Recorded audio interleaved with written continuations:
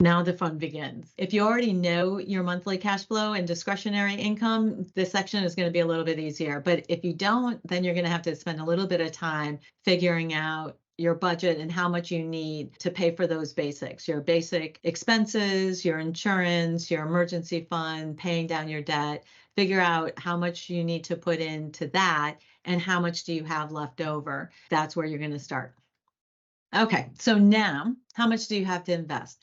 Take a look at your budget and see how much you have to pay for those basics, the rent, insurance, food. If you have some money left over after that, say you have $200, that's the money you have to think about. Do you want to use that for having fun and living your best life now?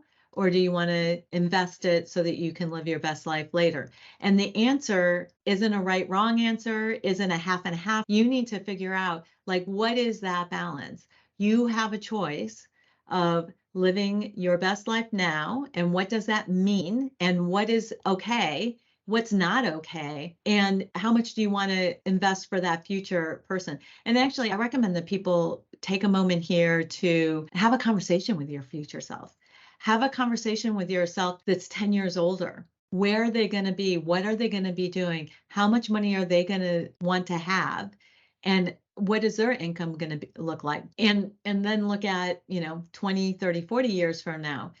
And when you're making a decision today, think about, what is that future self going to think about this expense that I'm paying for today? Are they going to be proud that you lived your best life now? Or are they going to be upset that you didn't save any for them and you made it so that they didn't have nearly as many choices? Are you taking advantage of all the choices you have now, which is limiting the choices that that future self has? So again, no right or wrong. We want you to live today. We don't want you to have a deprived life. And it's not that you can't afford to buy that pizza. You can afford to buy that pizza. Absolutely. You have a choice. Do you buy the pizza or do you invest in your future? And that's a decision that you have to make. And actually, I was talking with a client just recently about actually buying pizza. How often can she buy pizza and be able to afford it? And when she thought about it, she came up with the rule of thumb of twice a month. I can afford to buy a pizza twice a month. And that third time, I want that money to go to my future self. And so now she has a rule of thumb, so she doesn't have to think about it. She can just say, I want a pizza. Okay, it's June. Have I had 2 pizzas this month? No, I haven't.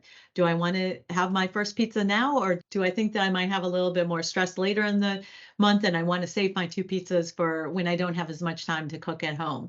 So help yourself come up with some of those rules that help make the decision making so that you don't have to make that decision every single time.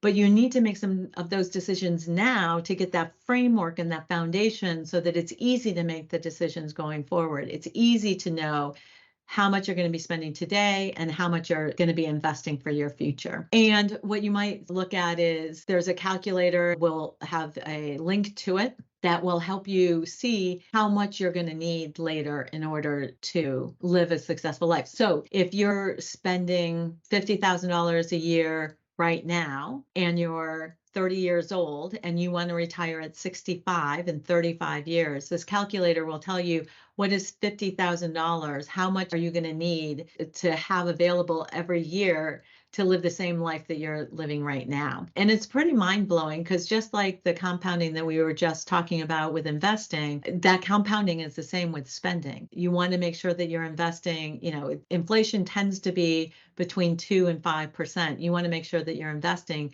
gives you a little bit more than that so that you're staying ahead of inflation. And then what's your monthly investment budget? Write it down, like commit to it and automate it. And if it's only $10 a paycheck, it's only $10 a paycheck. That's fine.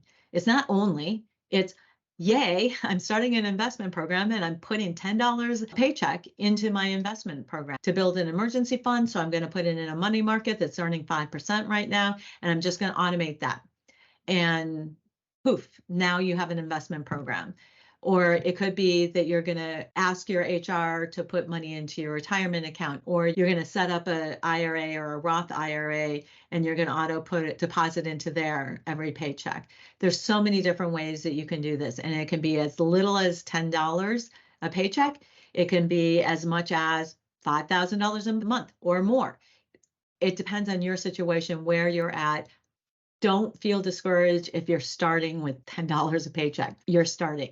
You are ahead of a lot of people. So keep it up.